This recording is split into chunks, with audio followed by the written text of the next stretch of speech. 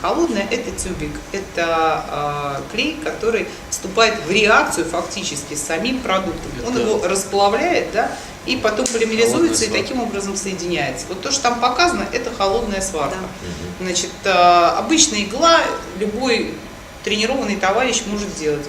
Горячая сварка – это 2 полотна линолеума, это необходимость дополнительного элемента в виде шнура, который разогревается, который в предварительно вырезанную канавку специально под этот шнур между 2 полотнами впаивается специальным феном.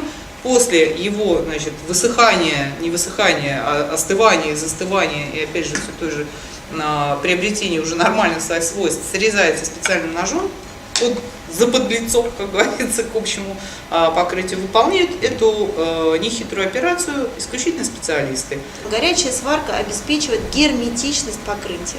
И на самом деле я не уверена, что это настолько важно дома, да, потому что это несет, с одной стороны, конечно же, дизайнерскую функцию, то есть швы у вас не видны практически, виден шов, там он всегда аккуратно, туда не забивается грязь. Вот, но обычно это более прочное соединение, что важно в общественных помещениях, и обычно это более гигиеничное соединение, опять же, потому что ни бактерий, ничего туда не падает, не накапливается, что, наверное, более востребовано все-таки в общественных помещениях.